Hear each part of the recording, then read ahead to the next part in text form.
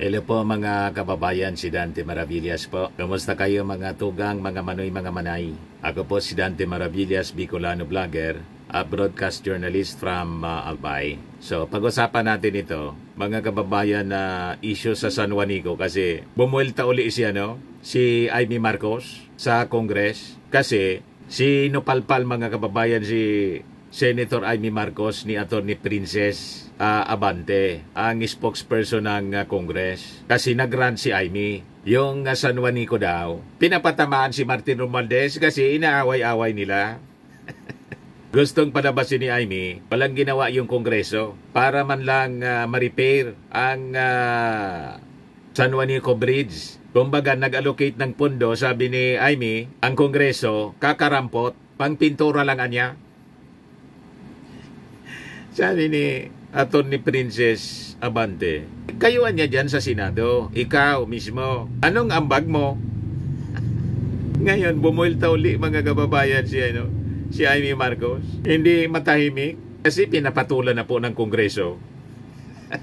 Pero hindi mismo si Martin Romualdez na nagsasalita. Ang pumapatol sa kanya, si Atty. Princess Abante. Sabi kasi ni Atty. Princess, well, ito, public records naman, yung mga budget allocated for San Juanico Bridge. Since 2018 pa, even the time na bago pa naging speaker, si Speaker Martin Romualdez, and bilang isang taga-Tacloban, as the representative of that region, talagang part of his advocacy to ensure na may akmang mga pondo para sa mga programa at proyekto sa kanyang pinaglilingkuran. Tuloy-tuloyan niya yung pag-alokar ng allocate ng pondo para sa bridge rehabilitation and maintenance. Kaya sabi po ni Atty. Princess, siguro si Senator Amy, since she is very much concerned, kailangan din natin tanungin ano ang naging ambag niya bilang senador. Nakasama naman sa tungkulin niya ang pag-ayos ng budget ng bansa doon sa pangangalaga ng San Juanico Bridge, sabi po ni Abante. Piniltaan po ni Atty. Princess, palaban po yon, anak ni Congressman Abante, na ngayon dineclare ng renoclaim ng COMELEC si Benny Abante na siyang nanalo. Disqualified yung si Oy kasi annulled yung candidacy ni Oy, null and void. Dahil sa citizenship issue, naturalized Filipino kasi siya, hindi natural born. Kitang-kita pong Chinese. Buti naman, mga kababayan, naagapan agad. Ayun, hindi siya makakaupo. Ang uupo yung incumbent. Ito, anak ni Congressman Abante. Itong si Atty. Princess Abante, palaban. Pinatulan po si Amy Marcos. Ano kaya ang bag mo? Ngayon, hindi mapakali si Amy Marcos. Bumuelta uli. Yan ganyang official statement. Basahin natin kung anong sinasabi na rito. Matapos ang ilang pag-uusisa sa kondisyon ng San Juanico Bridge, didma ang DPWH at si Speaker. Talagang target mga kababayan yung kanyang pinsan. 451.4 milyon pesos lamang ang alokasyon para sa rehabilitation ng tulay mula taong 2018 hanggang 2025. Ako pa mismo ang nagtanong kung saan linaan ang bilyong pondong nakalagay sa GAA. 4.7 bilyon para sa iba't ibang proyekto sa Maharlika Highway. Bilyon ang linustay na pera para sa mga daanan na masayang pinagkakakitaan ng kung sino-sino, pero ang malagang tulay ni hindi in-inspeksyon at puro pintura lang ang ginawa. Anong hindi in-inspeksyon? Galing pa lang doon yung kapatid mo, si PBBM, in-inspeksyon. Kayo hindi pumunta doon. Pero yung kapatid mo pumunta doon, kayo yung wala. Lugar mo rin yun kasi nga, Romualdez yung nanay mo, taga-Tacloban. Di ba? Pero yung first cousin mo, si Martin, inaaway-away mo. O ngayon, kung nilostay, edi mag-file kang resolusyon sa 20th Congress. Magpa-imbestiga ka. Sino yung pumipigil sa'yo na magsagawa ng investigasyon? Hindi yung puro daldal. Tingnan mo yung Congress. nang makita hindi ma-justify ng kaibigan mong si Sara Duterte yung paggastos ng confidential funds, ayun, inimbestiga ng Congress. And afterwards, may recommendation other than yung impeachment, articles of impeachment, yung pangalawa, yung paglustay ng confidential funds. May nirekomenda pa na kasong pandarambong sa sandigan ang Kongreso, ang Quadcom. Yan ang dapat na aksyon. O ngayon, this is a challenge for you, Senator Amy Marcos. Di magsagawa ka ng investigasyon sa Senado na para malaman kung talagang totoo ang mga sinasabi po ninyo ay yung pera nilustay, hindi yung puro press release po at post sa social media. Di ba? Lumalabas lahat propaganda, bilyon-bilyon ang nilustay. Asan yung nilustay? Patunayan mo na may nilustay. Sabi niya rito, ang San Juanico Bridge ay binuo sa administrasyon ng aking ama na simbolismo ng katapatan at pagtutulay ng kalinga ng pamalaan papunta sa mga mamamayan. Ngayon, pinagdududahan ang tibay at serbisyo nito. Pero ang hinahanapan ng Amy solusyon ay ako pa rin. Tinatanong ka lang, ano yung ambag mo? Di ba? Public official ka, senador. At party ka sa nagbabalangkas ng budget. So ano yung ambag mo? Tama? Yun ang tanong ni Atty. Princess. Kasi yung Congress may ambag na at gumagawa ng solusyon yung kapatid po ninyo. Kayo, other than yung mga post ninyo sa social media, ano yung ambag ninyo? Yun ang hinahanap ni Atty. Princess. Kasi lagi mong tinatarget yung pinsan mong si Martin Romualdez. Hindi ka man hindi namin maintindihan kung ano yung galit mo. Sabihin mo na lahat kung ano yung galit mo kay Martin Romualdez. Hindi man po nagsasalita si Martin. Bakit ako na senador ang hinahanapan mo ng aksyon? Yang amo mo dyan, sana dyan nakatira, bakit di mo tanungin? Lahat kayo sa akin nakatingin, sana ako na lang nagpresidente. Di magpresidente ka. Bakit kasi? Yung kapatid mong si PBBM yung pinatakbo mo, nakababatang kapatid mo yon. Bakit wala kang lakas ng loob na tumakbo noong 2022? Di nagkaalaman sana kung nanalo ka. O di okay. Di ba? Sa 2028, anyway, pag natalo ka, balik ka sa Senado. Tumakbo ka na presidente. Wag na si Sara. Kasi si Sara tingin ko, damaged goods na si Sara. Malamang sa malamang, kahit halimbawa i-acquit pa ninyo sa Senado with the recommendation for plunder case ng Kamara, ganun pa rin ganun pa rin ang pupuntahan ni Sara Duterte. Di ba? At halimbawa, ilabas na yung warrant of arrest ng ICC na in-announce ninyo. Kayo na mismo yung announce. Di ba? Several months ago, priority ngayon si Sara sa huli ng Interpol. Malamang sa malamang, hindi na niya magawa na tumakbo pa para kumandidato. Malamang tumakbo siya tulad ni Harry Roque. Nagtago. Di ba? Ano ang malamang sa mangyari? Ngayon, sabi dito sa balita, si Sara Duterte daw mga kababayan, hindi mag-attend ng SUNA. In-invite kasi as protocol. Iwan ko si Amy Marcos kung mag-attend. Sara Duterte to skip Marcos 4th SUNA, sabi ng House Secretary General. Ang gusto kasi ni Sara Duterte, siya na yung mag-SUNA.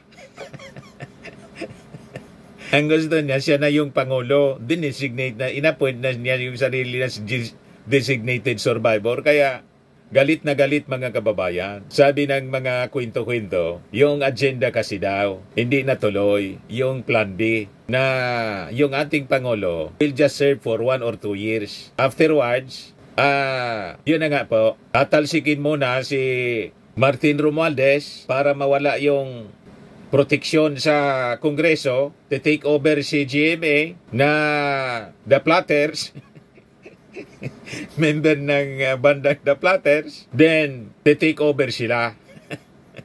Ipa-impeach si PBBM, lang baliktad yung nangyari po. Ang na-impeach si Sara. Yan kasi, nag-iisip ng sangkagitna. Lahat nawala sa kanya, mga kababayan, pati yung confidential funds. O, di ba? So, walang problema kung ayaw niyang mag-attend. Kasi siyempre, alangan man mag-attend pa man si Sara Duterte na grabe po ang galit kay PBBM. Hindi man siya inaano. Kontra nga yung ating Pangulo sa impeachment. Yung anak, siyempre, siya yung nag-endorse. Number 1 na pumirma kasi anak yon, nagbantaan yung tatay, nanay at si Martin Romualdez na tito. Alangan man hindi yun pipirma. Di ba? At isa pa, siyempre, masakit sa kanyang tainga na marinig yung mga the best achievements, accomplishments at mga plano. Basag kasi doon ang lahat ng mga paninira na ginagawa niya mismo at ang kanilang kampo laban sa ating Pangulo. Di ba? Basag. Kasi lumalabas, hindi man talaga totoo yung mga kwento nila at man lang paninira. Yung hinahanap niyang 20 pesos na bigas, meron na.